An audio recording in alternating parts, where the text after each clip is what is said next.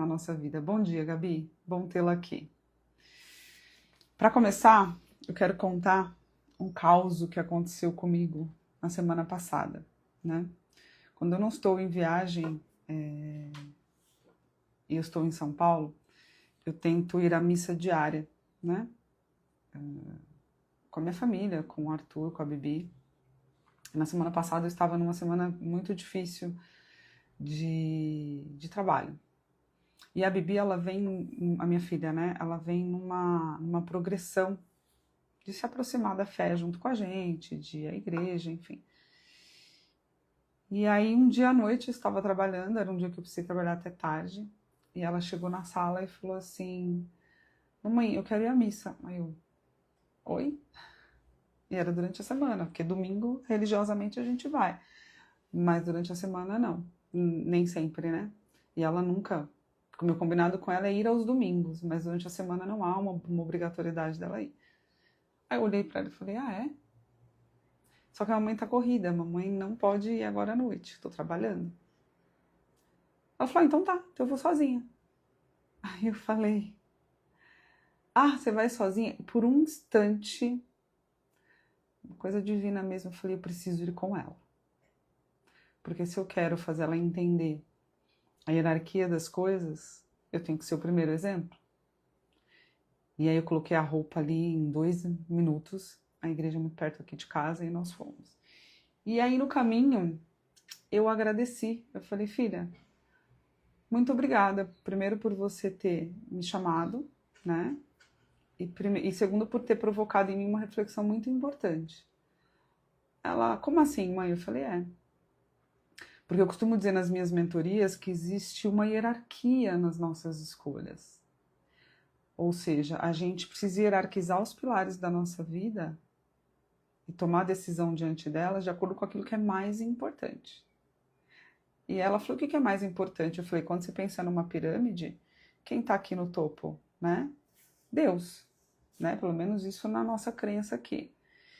Então, sempre que você vai escolher, essa precisa ser, né? Esse precisa ser sempre o teu direcionador. E segundo, mãe, quem vem em segundo lugar? Eu falei, a família. E em terceiro vem eu? Eu falei assim, não necessariamente, porque você também está dentro, né, de toda essa hierarquia. Você é a pessoa que vive essas escolhas. Em terceiro lugar, quem viria? O trabalho, né? Eu falei, não, filha, não é o trabalho. São os nossos amigos, a nossa comunidade. Ela falou, como assim? Eu falei, pensa bem, se você está trabalhando e uma amiga te liga, precisando de uma ajuda, ela está passando por uma necessidade, você continua trabalhando ou você vai socorrer uma amiga, um amigo? Ela ficou pensando, falou, eu vou socorrer uma amiga. Eu falei, ótimo. E se você estiver doente, né? Você vai trabalhar ou você vai cuidar da saúde? Eu vou cuidar da saúde. Eu falei, então, perceba como as coisas vão criando hierarquias por si só. E se uma amiga te ligar só para tomar um café? Ela não está passando por nenhum problema, ela quer conversar e você precisa trabalhar. Qual escolha você faria? Eu acho que o trabalho é mais importante. Eu falei, então, tá vendo que a forma que a gente vai criando a hierarquia depende de como as situações vão entrando na nossa vida? Então você precisa ter claro, né, o que é importante em termos de grau, porque existe uma falácia, eu acho que uma ilusão da gente achar que todos os pilares da nossa vida a gente vai conseguir criar equilíbrio. Costumo dizer que a gente vai, né? A gente tem os pratinhos, a vida pessoal, o trabalho, os relacionamentos, a vida espiritual, e a gente vai criando, tentando criar essa sustentação na realidade, né? De dar conta de tudo isso. Mas perceba, você consegue colocar os pratinhos na mesma altura a hora que você está girando eles? Ora um está aqui embaixo, outro está aqui em cima. Então, pensar de forma dinâmica é muito mais interessante do que pensar num equilíbrio, né? Porque muitas vezes eu estou focada mais no trabalho, eu deixo de dar um pouco mais de atenção para a família. Mas aí são momentos que a vida te pede. Eu costumo falar que são fases do jogo, né? A fase do jogo naquele momento o trabalho está exigindo mais atenção. Mas, se eu tiver que fazer uma escolha dentro de um longo período do que eu quero sustentar em termos de hierarquia, a família vem primeiro, Por exemplo, eu tomei uma decisão ano passado, desse ano, eu não fazer tantas viagens como eu fiz o ano passado a trabalho, porque eu não quero prejudicar a convivência e a relação com a minha família. Eu quero estar mais presente. A Bibi voltou dos Estados Unidos, ela estava morando lá. Entenda que é uma escolha. Ah, você nunca mais vai viajar? Não. Eu escolho momentos, equilibro a quantidade para não prejudicar a hierarquia das coisas. Tá? E não é uma tarefa muito fácil, principalmente para nós, mulheres, inclusive, que além de dar conta do trabalho, precisa dar conta da família, da casa, né? E nem todo mundo tem condições de ter pessoas trabalhando na tua casa. E mesmo que tenha, eu acho que a gente perde um pouco da conexão familiar quando a gente tem alguém fazendo tudo para você dentro da tua casa. É importante ter o nosso cuidado, o nosso zelo. Então, como que a gente cria essa hierarquia? E aí, voltando, né, pensando naquela hierarquia que eu considero e sugiro nas mentorias. Primeiro, Deus. Por quê? Porque Ele sustenta toda a realidade. E para quem acredita em Deus, eu já fiz mentoria com ateus, eu não tenho problema em dizer isso aqui, mas conforme a gente vai avançando na mentoria, porque você tem algumas formas de explicar a existência de Deus no mundo, né? Eu estava, inclusive, revisitando um conteúdo aqui importante para falar com vocês, que pode ser por uma veia religiosa ou não religiosa. Então, falar de Deus não quer dizer falar de religião apenas. É você conseguir explicar a existência desse ser, que é causa e criador de tudo que a gente vê, né? E não negar isso. Então, Deus que sustenta a minha realidade, ele precisa ser a minha prioridade. Porque sem ele, nada se sustenta. E eu pego na mentoria pessoas profundamente doídas, machucadas. E principalmente porque esquecem de estabelecer esta ordem. A vida totalmente desordenada. E aí, quando está desordenada, você faz escolhas ruins. E escolhas ruins, consequências sofríveis, né? Consequências que você diz, se eu tivesse pensado melhor e tivesse uma outra hierarquia, uma outra visão, não sofreria tanto com a escolha que eu fiz lá no passado. Então, primeira hierarquia ali, né? Deus. Então, eu larguei, essa situação que eu estava contando, eu larguei o trabalho imediatamente e fui à missa com ela à noite. E agradeci ela e fui explicando essa noção de hierarquia. E chegando lá, a missa, a homilia, era exatamente sobre este tema. Uma parábola que Jesus conta sobre um homem rico que ia fazer uma festa. Ele convida pessoas importantes para participarem da festa. Eu não vou lembrar agora a parte bíblica que era da homilia, mas eu lembro muito bem a lição que ficou. E aí, ninguém aceita ir à festa, porque tinham outros compromissos a fazer. Um ia cuidar da lavoura, outro ia ver não sei o quê. Então eles começaram a recusar os convites que foram feitos. E aí ele chama um servo e diz, já que essas pessoas recusaram a vir ao banquete, chamem os pobres, leprosos, né? E aí ele começa a chamar e convoca as pessoas pobres da cidade a participar do banquete. E aí no final, a grande lição é o quanto a gente vai arrumando de justificativas para não colocar Deus como a nossa prioridade. Né? O quanto a gente tem um monte de coisas para fazer, e é impressionante, a gente tem mesmo, e Deus vai ficando em segundo, terceiro, quarto, quinto plano. Mas, sobretudo, quando você precisa, quando você passa uma dificuldade, quem é? A quem você clama? Né? Eu lembro muito bem de uma situação que passou com meu primo. O filho dele pegou uma bronquiolite, ficou internado gravemente na UTI. Ele era ateu, né? E há um tempo atrás eu tinha discutido muito com ele sobre isso, né? Sobre a existência de Deus e o ateu. O ateu é diferente do agnóstico, né? O agnóstico acredita que há algo, mas ele não disse sim ou se não. O ateu afirma que a existência de Deus não é real, não é verdadeira. E ele era ateu. Até que ele se viu numa situação limite onde ele não tinha controle, que era sobre a vida do próprio filho dentro da UTI. No momento de desespero, ele ajoelhou no hospital.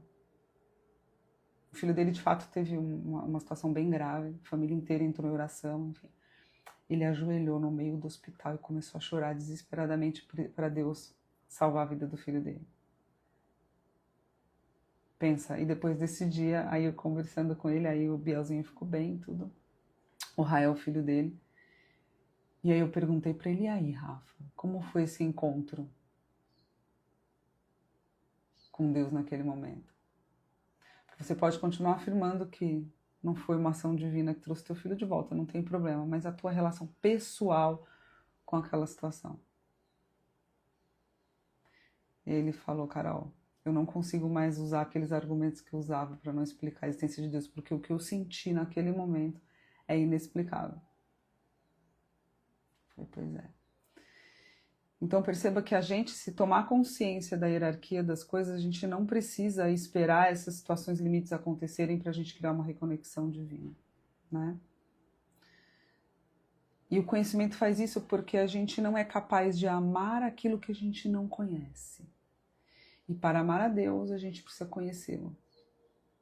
Conhecê-lo. Eu vou fazer uma live um dia falando sobre causa. Existem 5 pontos para explicar a existência de Deus que não seja pelo olhar da religião, né? Causa, efeito, movimento, contingência, que as coisas podem ou não podem existir, a ordem perfeita do mundo.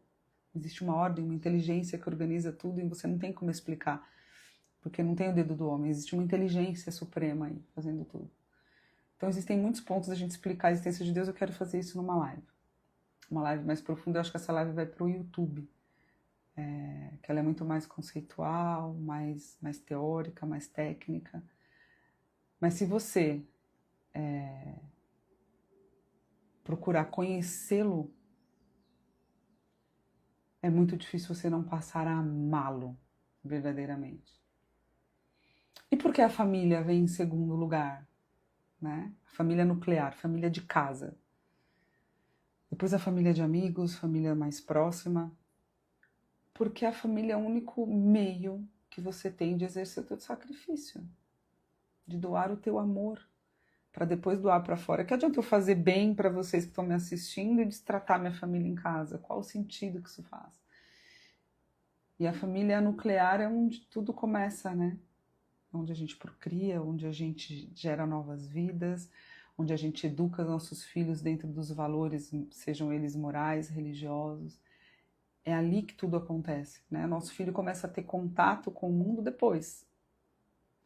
Mas o primeiro é dentro de casa, né? Seguindo o exemplo dos pais.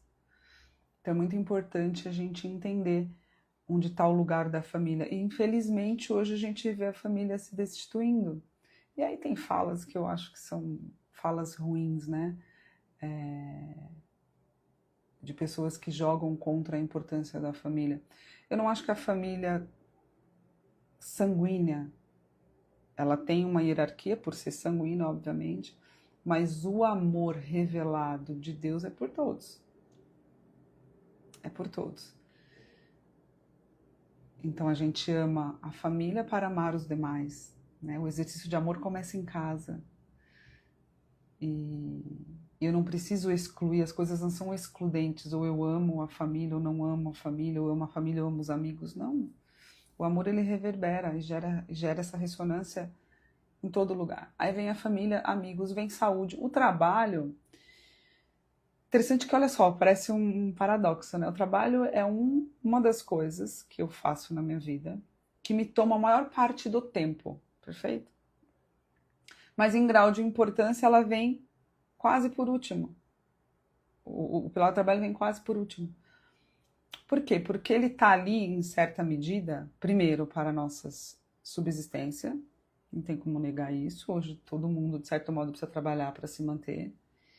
E a gente só consegue fazer do nosso trabalho um pilar muito importante quando a gente gera valor para ele.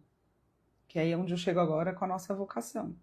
Então, olhar o trabalho de forma somente para a subsistência é muito sofrido, porque você trabalha forçosamente, não tem sentido. Agora, quando você cria este amor que sai da base nuclear, familiar, reverbera para fora, isso pode ser, né? O seu trabalho pode ser revestido desse amor que você coloca a serviço. Olha que interessante. Porque se a gente serve primeiro em casa aos nossos, Não é diferente o serviço que a gente faz para com o nosso próximo. Aqui é só o começo, é só a base.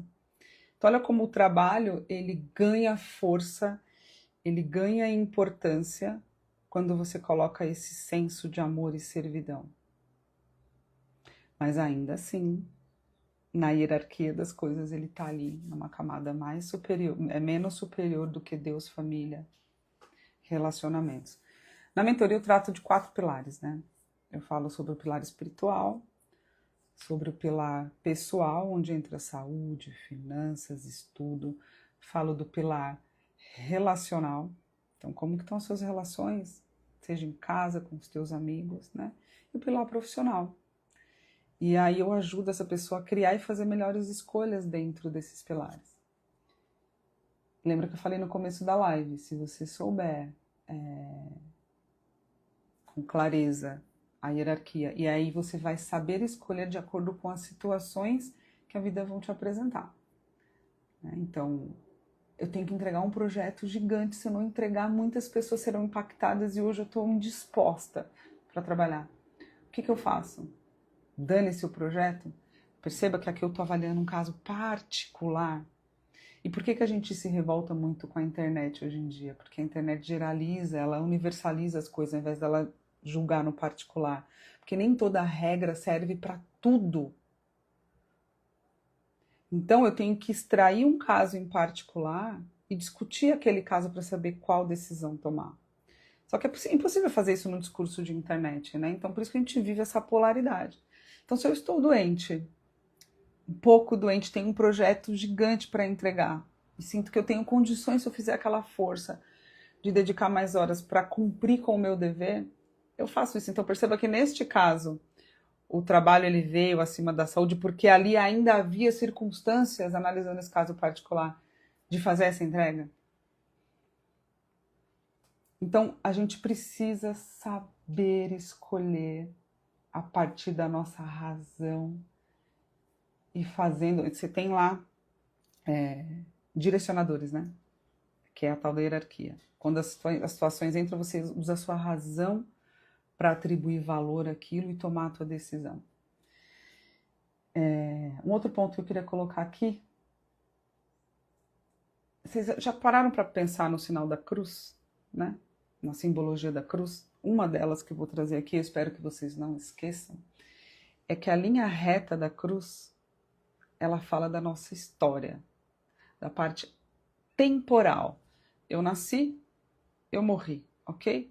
E entre a linha do nascimento e a linha da nossa morte, aqui, do nosso último dia de vida, existem inúmeros acontecimentos. Então aqui nós estamos falando do viés material, daquilo que eu enxergo, daquilo que eu vejo, daquilo que eu vivo, aquilo do tempo contado no relógio da minha existência. Perfeito? Essa linha que sobe na cruz, a gente está falando de algo metafísico. Para além da linha temporal, estamos falando da linha atemporal, da eternidade de Deus. E por que ela sobe? Porque ela ascende, né? Ascende para o alto. Nessa interseção entre essa linha do tempo que a gente vê, que a gente enxerga, e essa linha que sobe, tem uma interseção aqui no meio, que é onde mora o nosso encontro com Deus. Porque ele está tanto no tempo como fora do tempo. Aí eu vou deixar essa última analogia aqui, essa simbologia da cruz, para vocês refletirem sobre ela e buscarem, porque a gente não ama aquilo que a gente não conhece. A gente não consegue amar aquilo que a gente não conhece. Então, para saber e entender e aceitar essa verdade de colocar Deus como prioridade de tudo, você só vai conseguir fazer isso quando você buscar conhecimento sobre ele. Certo? Pois é, Sarinha, essa analogia da cruz é muito interessante, né? Muito interessante. Dá para aprofundar bastante coisa em relação a ela, mas eu queria trazê-la como final aqui para a gente pensar, principalmente num domingo, né? Não dizem que o domingo, para nós cristãos, é o dia do Senhor, então, que fique essa reflexão falando de Deus no dia dele. E se vocês ainda não foram à missa, não foram ao culto, não foram praticar o teu compromisso, faça isso hoje. Temos o restante do dia para isso, tá bem? Tenha um ótimo domingo. Que Deus abençoe todos vocês, tá bem?